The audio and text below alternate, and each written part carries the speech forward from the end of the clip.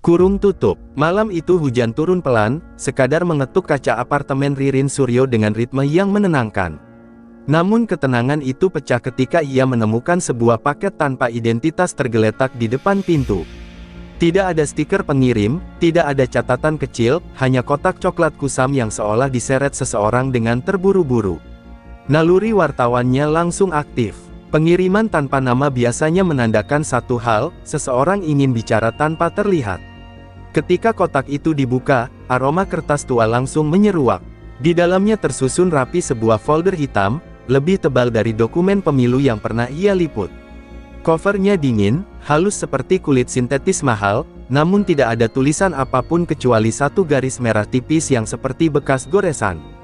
Ririn mengangkatnya perlahan, seakan takut isinya akan berubah bentuk jika disentuh terlalu keras. Ia menemukan secarik kertas kecil terselip di bagian depan folder. Tulisannya hanya satu kalimat sederhana namun mengusik pikiran. Kebenaran tidak boleh dikubur selamanya. Kalimat itu membuat bulu kuduknya berdiri. Tidak ada tanda tangan, tidak ada tanggal, seolah pesan itu berasal dari seseorang yang sedang berlari dikejar bayangan.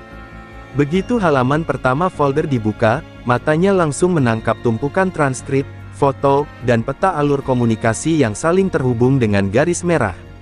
Beberapa dokumen memiliki cap samar yang sudah setengah memudar, tetapi masih dapat terbaca sebagai hasil dari sebuah institusi resmi.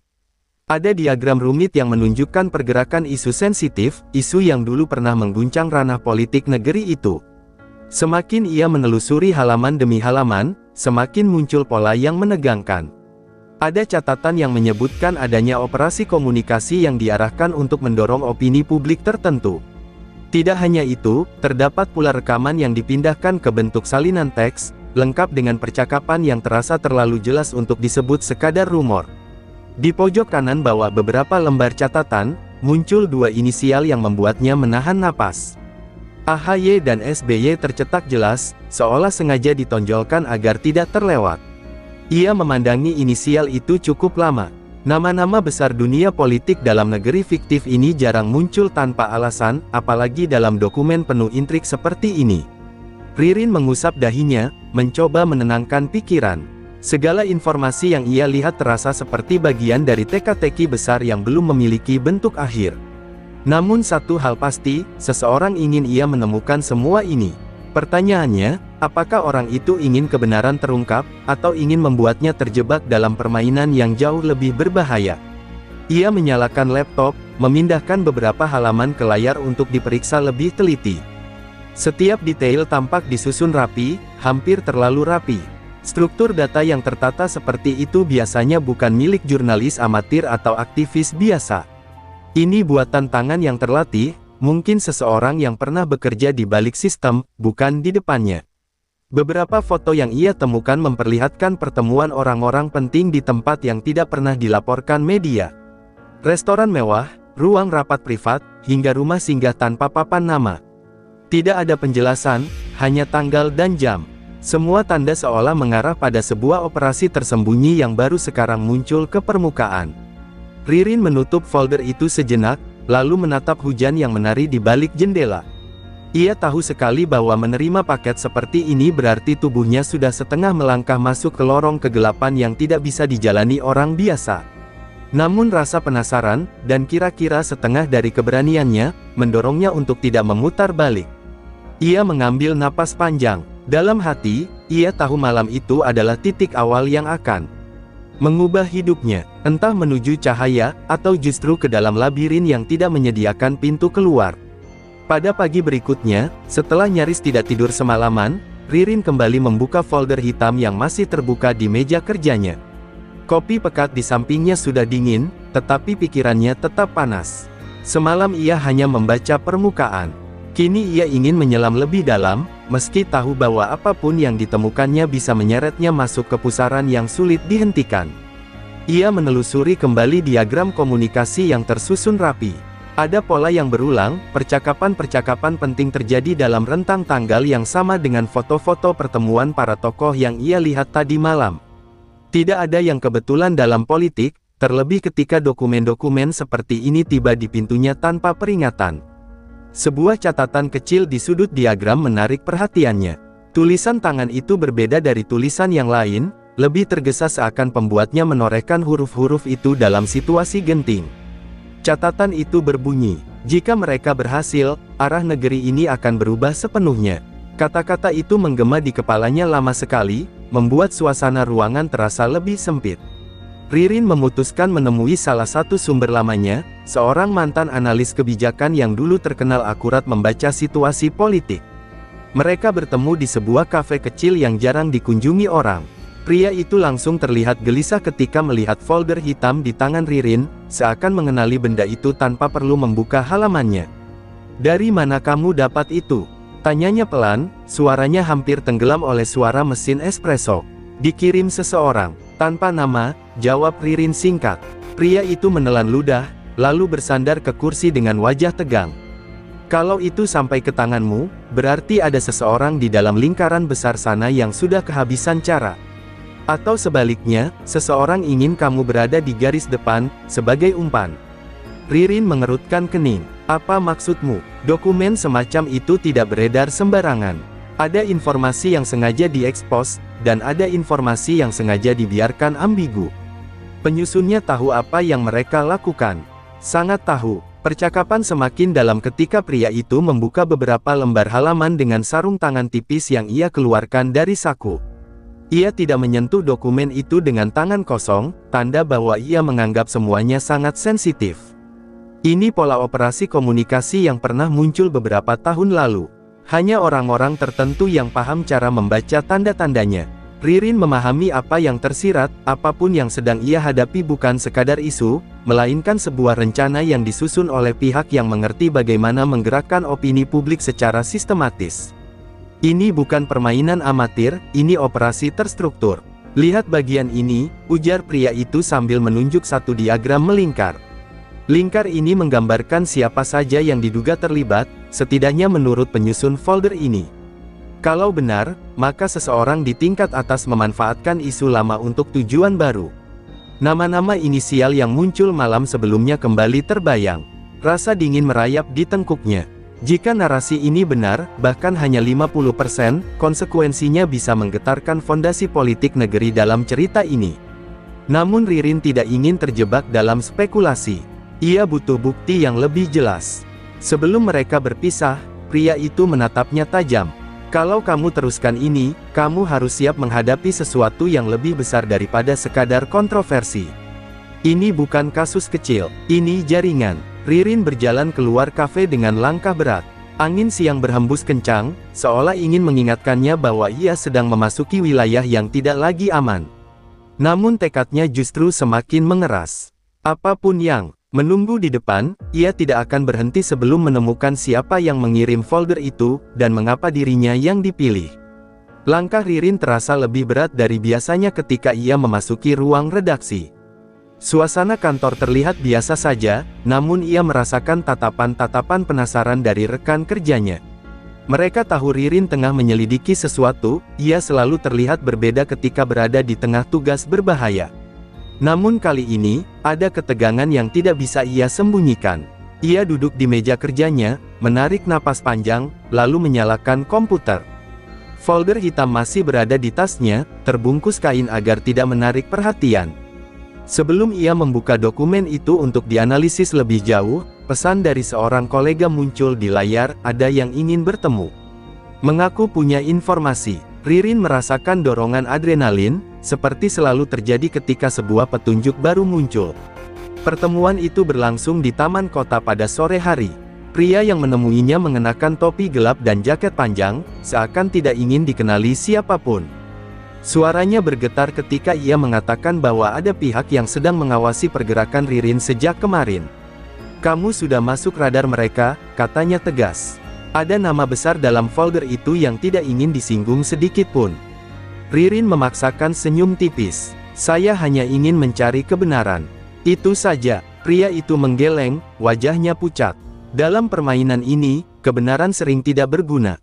Yang lebih penting adalah siapa yang memegang kendali. Ia kemudian menyerahkan sebuah USB kecil. "Ini rekaman yang mungkin terkait dengan dokumen yang kamu temukan. Tapi hati-hati. Kalau kamu membuka ini, kamu tidak bisa mundur." Begitu pria itu pergi, Ririn menatap USB itu seakan menimbang apakah ia siap melangkah lebih dalam. Namun ia tahu dirinya bukan tipe yang menyerah di tengah jalan. Saat kembali ke kantor, ia memasukkan USB tersebut ke komputer pribadi, bukan komputer kantor. File utama berjudul "Percakapan Terlupakan" membuat dadanya berdegup lebih cepat.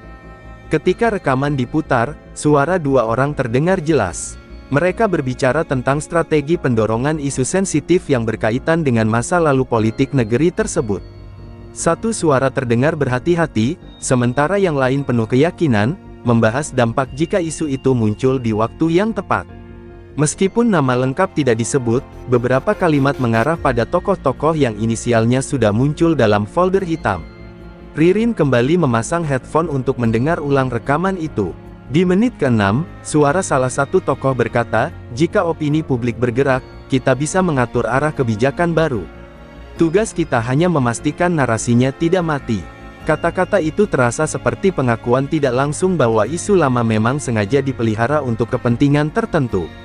Setelah mendengar rekaman itu berkali-kali, Ririn menarik kesimpulan awal, operasi ini tidak hanya melibatkan tim komunikasi, namun juga pihak-pihak yang berada dekat dengan lingkar inti kekuasaan.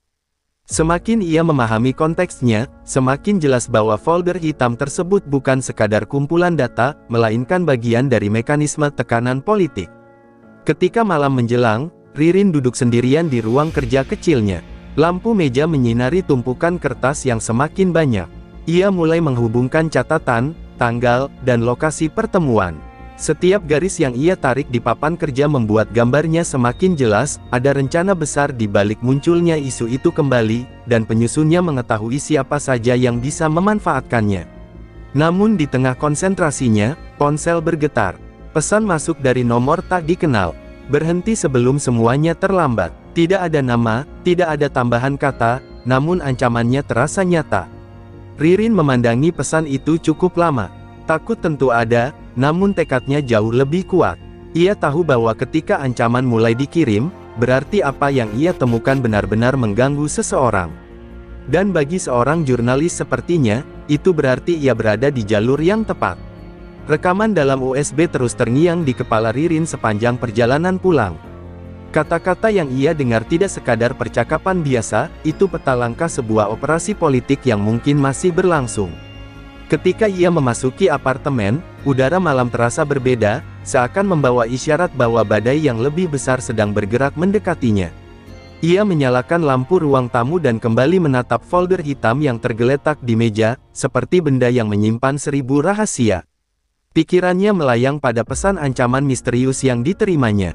Ancaman seperti itu bukan hal baru baginya, namun kali ini nuansanya lebih dingin. Pesan tersebut bukan peringatan acak, melainkan sinyal dari pihak yang benar-benar khawatir akan pengungkapan yang sedang ia kejar. Ririn tahu bahwa semakin dekat ia dengan inti persoalan, semakin kuat perlawanan yang akan ia hadapi. Keesokan paginya, dunia maya negeri itu gempar. Sebuah akun anonim dengan jumlah pengikut besar mengunggah potongan transkrip dari isu yang mirip dengan dokumen di tangan Ririn. Meskipun tidak lengkap, unggahan itu cukup memicu spekulasi luas. Media mulai berspekulasi, warganet sibuk menafsirkan, dan tagar yang berkaitan dengan isu lama kembali muncul di daftar tren. Ririn menyadari bahwa apapun yang tersebar ini adalah bagian dari rangkaian lebih besar. Dalam suasana itu, redaksi tempatnya bekerja dipenuhi suara riuh para wartawan yang ingin memverifikasi kebenaran transkrip tersebut. Manajer berita memanggil Ririn ke ruangannya. Tatapannya tajam, namun tidak memaksa. "Aku tahu kamu sedang menangani sesuatu yang berat," ucapnya. "Tapi kalau kamu punya informasi yang dapat membantu memahami apa yang sedang terjadi, kita harus tahu batasnya." Ririn tidak bisa mengungkapkan semuanya. Ia hanya berkata bahwa ia sedang menyelidiki jalur berbeda dan membutuhkan waktu. Manajernya mengangguk, meski raut wajahnya menunjukkan kekhawatiran. "Kalau kamu merasakan tekanan yang tidak biasa, beritahu saya. Redaksi tidak menginginkan ada anggota tim yang menjadi sasaran." Setelah kembali ke meja, Ririn membuka rekaman USB sekali lagi. Ia memperhatikan ritme napas kedua pembicara, nada suara yang berubah ketika menyebutkan strategi, serta jeda panjang yang muncul setelah menyebutkan arah kebijakan yang bisa dipengaruhi. Pada titik tertentu, ia menyadari bahwa suara kedua terdengar seperti seseorang yang sering tampil di ruang publik, namun ia belum mampu memastikan identitasnya. Sementara itu, sumber-sumber yang sebelumnya mudah dihubungi tiba-tiba menghindarinya. Teleponnya tidak diangkat, balasan pesan tidak pernah datang. Ririn merasakan bahwa jaringan yang ia miliki mulai menjauh, bukan karena takut padanya, melainkan takut pada pihak yang tengah mengawasi pergerakannya. Ia semakin yakin bahwa folder hitam itu berasal dari seseorang yang berada di tengah lingkar elit, seseorang yang ingin memainkan dua sisi. Di luar sana, pejabat-pejabat tinggi mulai memberikan pernyataan publik mengenai merebaknya transkrip anonim. Beberapa meminta masyarakat tetap tenang, sementara yang lain menuding itu sebagai upaya menabur kebingungan. Namun para pengamat politik justru melihat ini sebagai tanda bahwa ada pihak yang merasa terancam. Bagi Ririn, situasi yang semakin panas ini seperti lonceng yang memanggilnya untuk bergerak lebih cepat. Pada sore harinya, seorang teman lama yang kini bekerja di sebuah lembaga strategis menghubunginya. Suaranya terdengar terburu-buru. "Isu itu bukan kebetulan," katanya singkat. "Ada kelompok yang sedang menyusun narasi tertentu, dan mereka tidak ingin diganggu. Kalau kamu mengetahui lebih banyak dari yang seharusnya, kamu harus berhati-hati. Ini bukan sekadar permainan komunikasi." Ririn mencatat setiap kata dalam kepalanya. Ia membayangkan bagaimana isu lama dapat digunakan sebagai alat untuk menggeser posisi tertentu di pemerintahan. Jika benar ada kepentingan besar yang sedang bergerak, maka rekaman USB dan folder hitam itu bukan sekadar bukti, melainkan peta perang. Perang yang tidak terlihat, namun dampaknya dapat meruntuhkan tatanan politik fiksi negeri ini. Malam kembali turun saat ia memutuskan untuk memeriksa kembali halaman terakhir dalam folder hitam. Di sana ia menemukan grafik yang menunjukkan perubahan opini publik yang bergerak tajam dalam waktu singkat setelah isu tertentu muncul. Grafik itu dilengkapi catatan, jika momentum tepat, perubahan dapat diarahkan. Kata-kata itu membuat dadanya terasa sesak, seakan folder itu mencoba memperingatkannya tentang kehati-hatian yang harus dijaga. Sebelum menutup dokumen untuk malam itu, sebuah notifikasi muncul di ponselnya. Pesan itu berasal dari nomor asing lain. "Jika kamu pikir hanya kamu yang melihat folder itu, kamu salah besar." Ririn menggenggam ponsel dengan tangan sedikit gemetar. Teror tidak akan menghentikannya, namun ancaman itu mengubah satu hal, ia kini sadar bahwa permainan ini jauh lebih besar dari yang ia perkirakan. Kegaduhan yang terjadi di luar tembok istana akhirnya menembus ruang rapat pusat kekuasaan. Presiden Prabowo yang sejak pagi memantau perkembangan isu mulai menunjukkan tanda ketidaksabaran.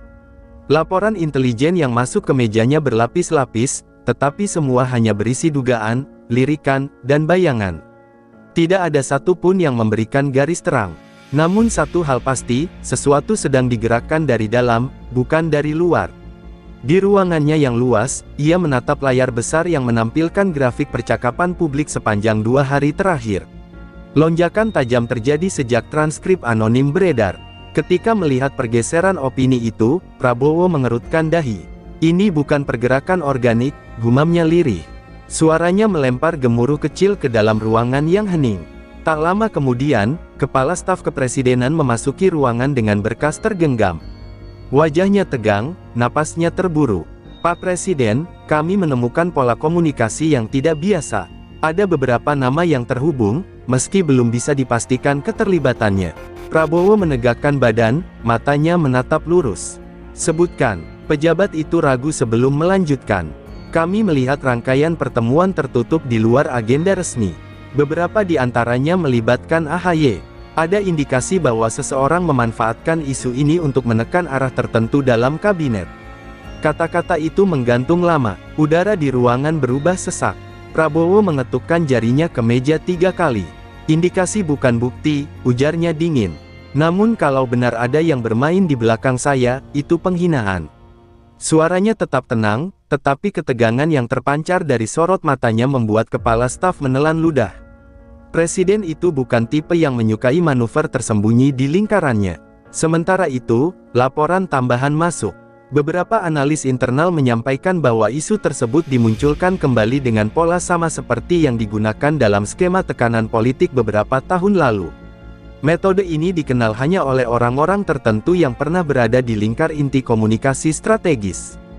Prabowo memejamkan mata, mencoba menghubungkan potongan-potongan yang bertebaran.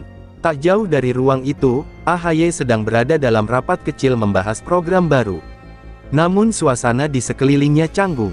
Beberapa staf terlihat saling berbisik, sementara yang lain menghindari tatapannya. Ia tahu ada sesuatu yang tidak beres. Ponselnya bergetar, pesan dari seseorang di lingkar istana, ada pembahasan serius tentang isu yang mencatut namamu. Hati-hati, AHY menarik napas panjang, mencoba tetap tenang. Ia tidak tahu dari mana isu itu kembali muncul, tetapi ia sadar posisinya kini berada dalam sorotan. Ia memandang keluar jendela, ke arah gedung utama istana. Kalau ini jebakan, seseorang sedang menagih harga mahal, ucapnya pelan kepada dirinya sendiri.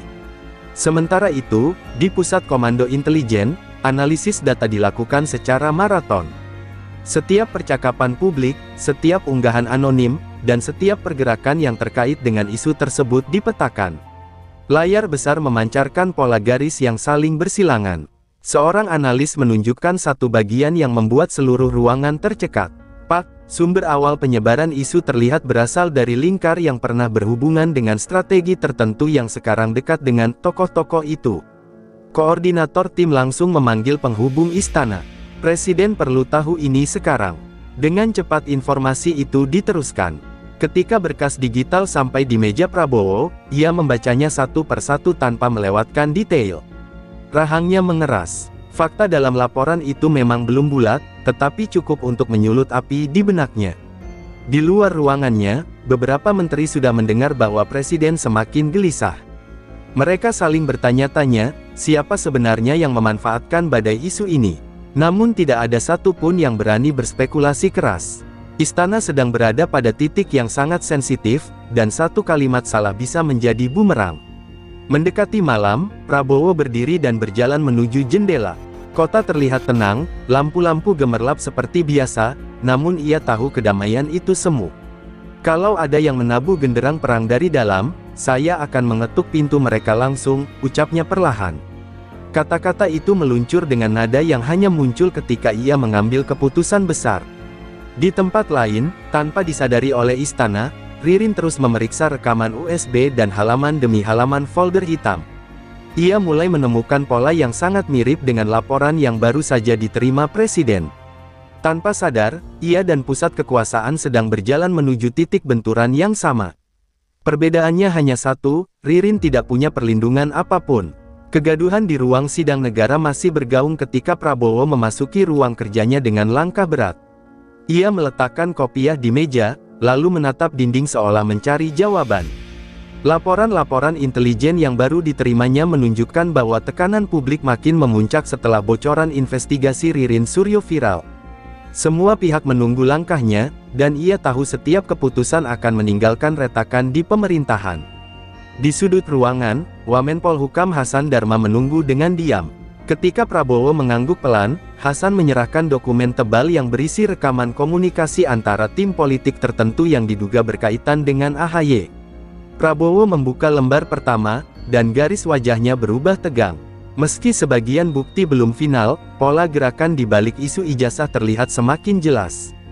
Prabowo menekan pelipisnya, mencoba menahan amarah yang sudah menggelegak sejak pagi. Saya tidak percaya AHY mengambil langkah seperti ini tanpa persetujuan ayahnya, gumamnya lirih. Ia menutup berkas, lalu menatap Hasan dengan sorot tajam. Jika ini benar, maka integritas negara dipertaruhkan. Hasan menarik napas dalam. Yang mulia Presiden, Ririn Suryo mengungkap komunikasi yang memperkuat dugaan adanya orkestrasi. Publik menunggu sikap tegas. Bila kita lambat, kita akan terlihat seolah melindungi mereka. Kalimat itu meluncur hati-hati, namun Prabowo tahu ia tak bisa terus menunda. Telepon merah berdering. Prabowo mengangkatnya, dan suara Ririn Suryo terdengar dari ujung sana, tenang namun penuh tekanan situasi. Pak Presiden, saya baru menerima ancaman. Ada yang mencoba meretas data saya. Sepertinya ada pihak yang mulai panik. Prabowo menegang, ancaman pada saksi kunci berarti seseorang berusaha menghapus jejak. Ririn, tetap di lokasi aman.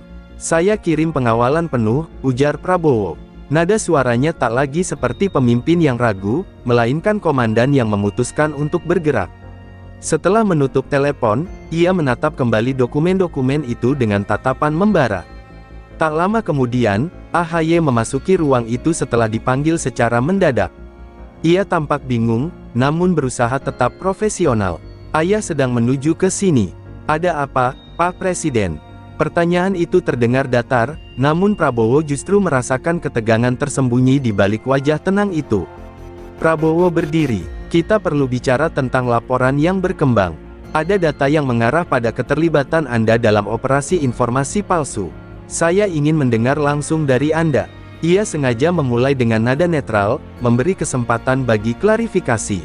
AHY menghela napas, jemarinya menggenggam meja. "Saya tidak pernah memerintahkan siapapun menyebarkan isu itu. Ada pihak yang ingin menjatuhkan saya. Itu jelas jebakan." Meski suaranya mantap, Prabowo melihat sesuatu yang janggal, ketidakkonsistenan kecil yang bertentangan dengan laporan timnya. Pintu terbuka tiba-tiba, dan SBY masuk dengan wajah tegang. "Pak Presiden, tuduhan ini tidak berdasar.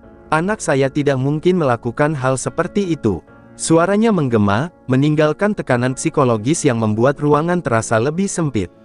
Prabowo memutar tubuh, menatap dua tokoh yang dulu pernah menjadi sekutunya. "Saya tidak ingin menuduh, tapi saya tidak bisa menutup mata ketika bukti terus bertambah. Investigasi harus berjalan." Nada suaranya rendah tetapi mengandung ketegasan yang tak bisa ditawar. SBY hendak menjawab, namun Prabowo mengangkat tangan. "Kita menghadapi badai politik yang besar. Jika ada yang berusaha merusak stabilitas negara, saya harus bertindak." Keheningan panjang menyelimuti ruangan, seolah waktu berhenti di tengah ketegangan itu. Akhirnya Prabowo menatap langsung AHY. "Mulai malam ini, Anda dinonaktifkan sementara dari jabatan Menko Polhukam sampai penyelidikan selesai." Kalimat itu jatuh seperti palu godam, membuat wajah AHY memucat. Satu persatu alasan dan pembelaan tersangkut di tenggorokannya, namun ia tak mampu mengucapkan apapun. Ketika mereka keluar dari ruang kerja Presiden, Prabowo tetap berdiri tegak menghadap jendela, menyadari badai yang ia lepaskan baru saja dimulai. Namun ia tahu, kebenaran tak bisa menunggu, bahkan jika itu harus mematahkan hubungan lama dan membakar jembatan yang pernah ia lalui. Sore itu langit Jakarta tampak memerah, seolah mencerminkan suasana di dalam istana yang berubah semakin panas. Prabowo duduk di ruang rapat terbatas bersama para penasihat senior. Berkas terbaru yang diserahkan Kepala BIN memuat konfirmasi akhir dari rekaman komunikasi yang selama ini dicari. Semua detailnya mengarah pada satu kesimpulan yang tidak lagi bisa diabaikan, operasi isu ijazah itu bukan sekadar gerakan liar, melainkan aktivitas terstruktur yang melibatkan lingkaran dekat AHY. Prabowo memejamkan mata sejenak. Ia tahu keputusan ini akan mengguncang panggung politik nasional, mencipta gelombang besar yang mungkin bertahan bertahun-tahun.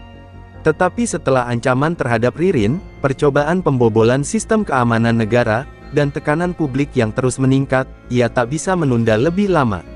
"Waktunya," ujarnya lirih namun mantap. Semua orang di ruangan itu memahami maksudnya.